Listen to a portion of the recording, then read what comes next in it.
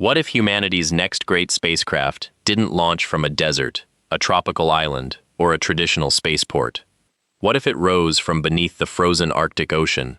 Picture this: a silent polar night, ice stretching toward the horizon, the ocean barely moving beneath a sheet of frozen sea. Then the ice begins to fracture, not from an explosion, but from something enormous moving underneath it. A gigantic spacecraft slowly emerges from the darkness. Water pours from its metallic hull. Frost covers its surface. Deep beneath the vessel, powerful engines begin to glow.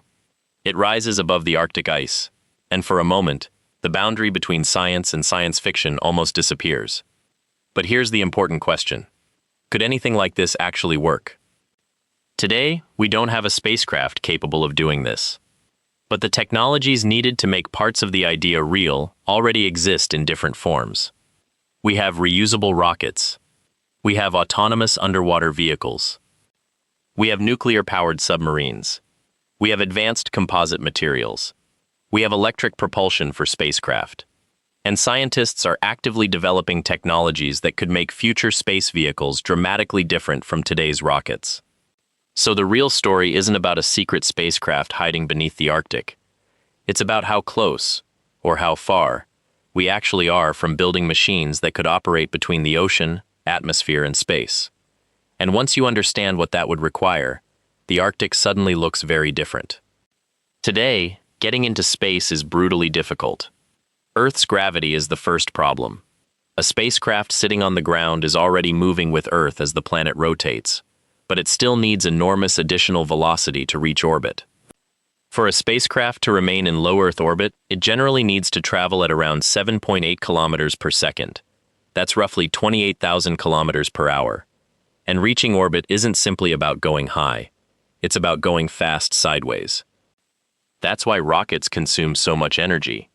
A traditional orbital rocket carries propellant, burns it at extremely high rates, and throws exhaust backward to accelerate forward.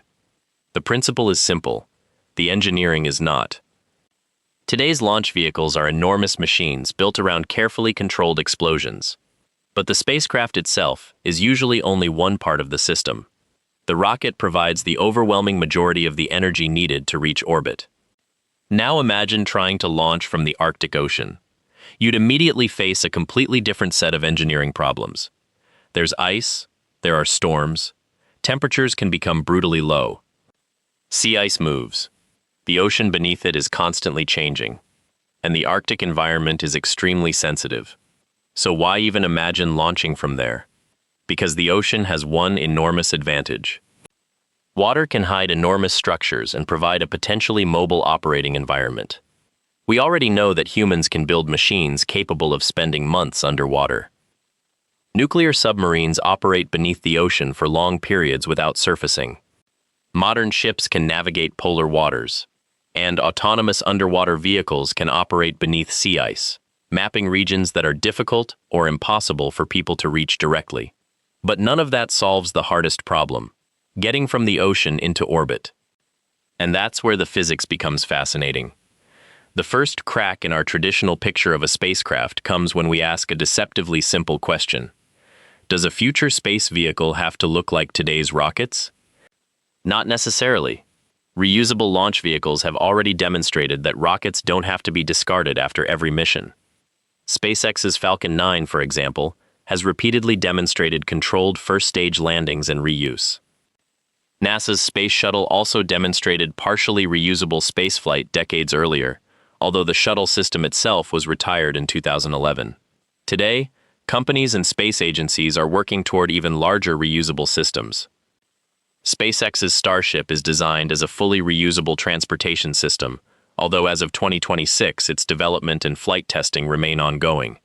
But reusable rockets still launch vertically using chemical propulsion. So what would an Arctic spacecraft need to do differently? It would need to survive saltwater, freezing conditions, and enormous pressure if it operated beneath the surface. Then it would need to transition from a marine environment to the atmosphere.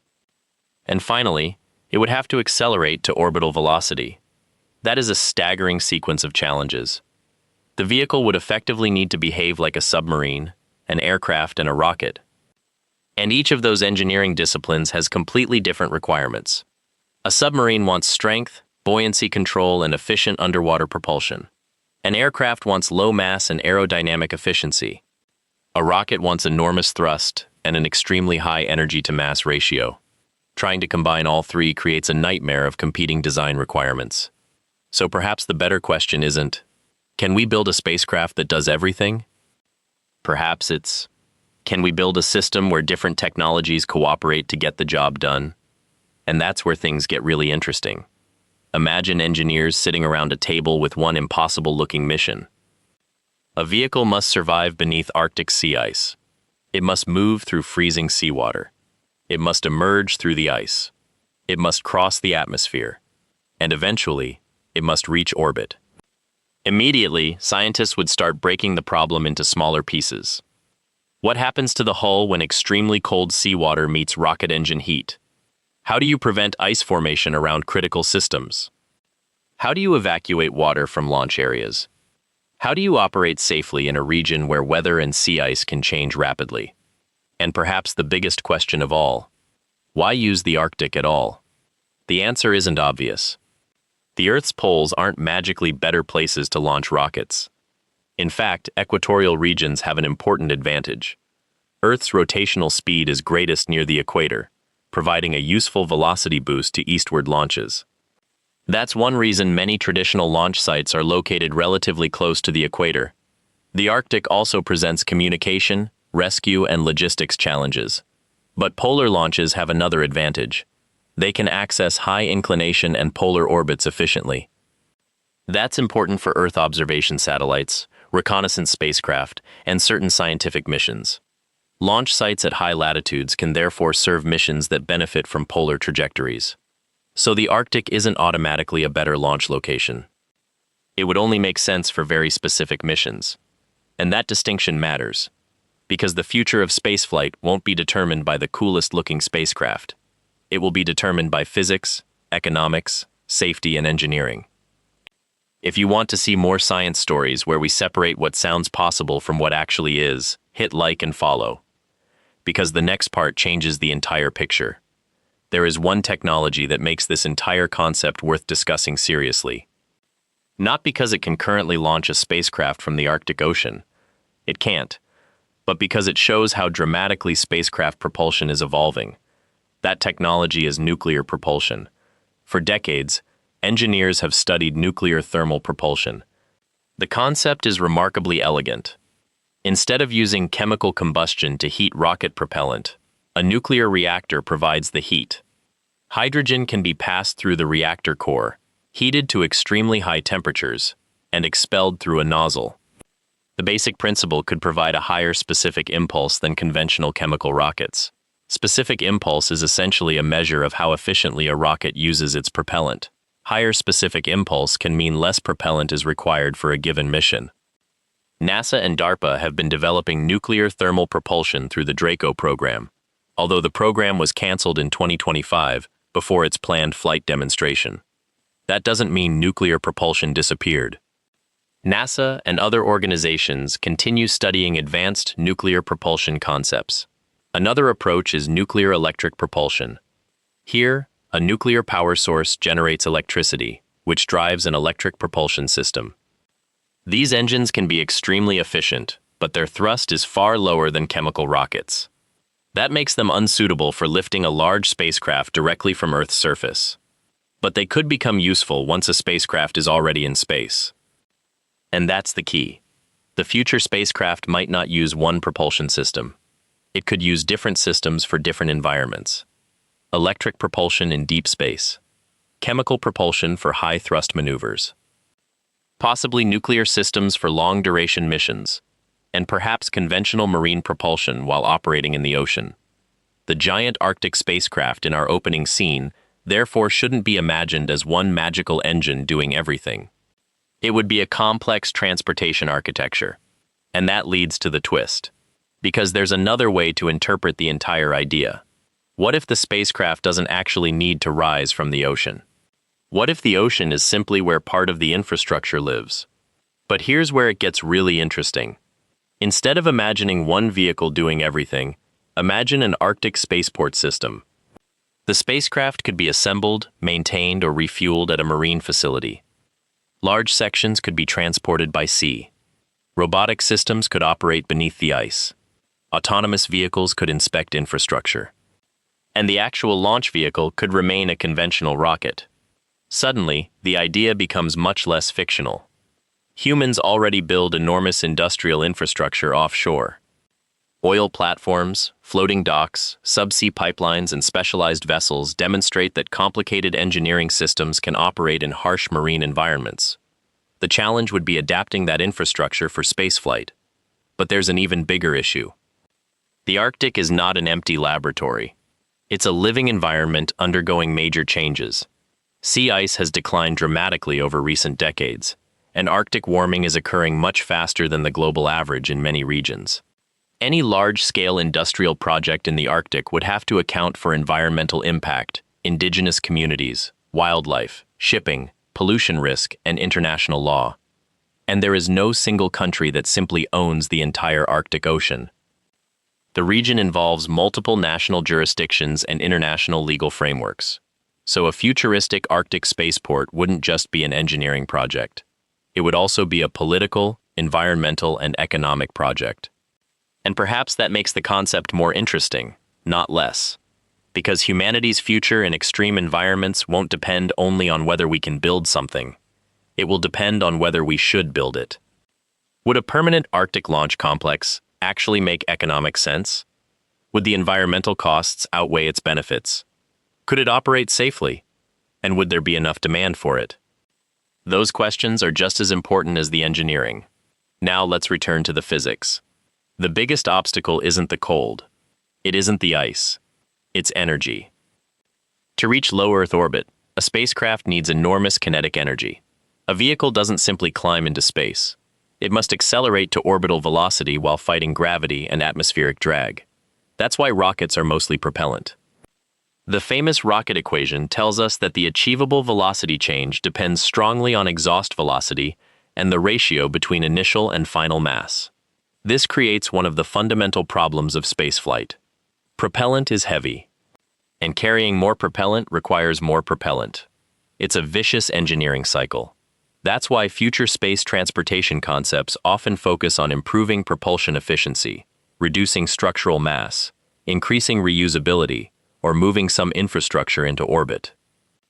There are also ideas such as space elevators, launch loops, electromagnetic launch systems, and air-breathing propulsion.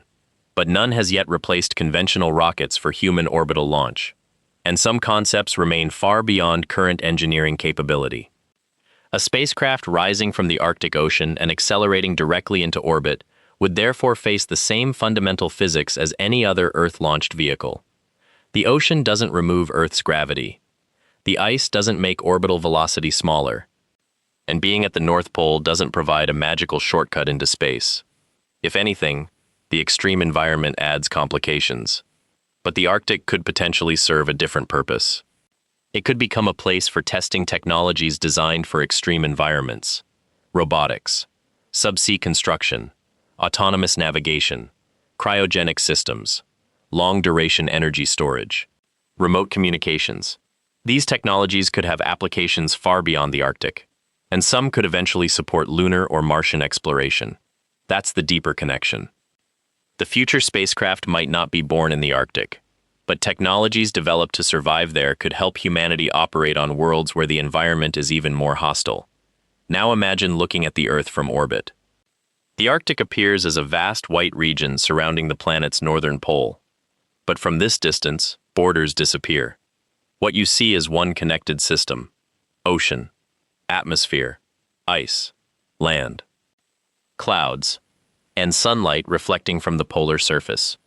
Humanity's expansion into space is forcing us to confront an uncomfortable truth. Earth itself is an extreme environment. We often imagine space as the ultimate frontier. But surviving Antarctica, the deep ocean, and the Arctic requires technologies that are surprisingly relevant to space exploration. Consider the moon. It has no breathable atmosphere. Temperatures vary dramatically. Radiation is a major hazard. Water exists mainly as ice in permanently shadowed regions near the poles.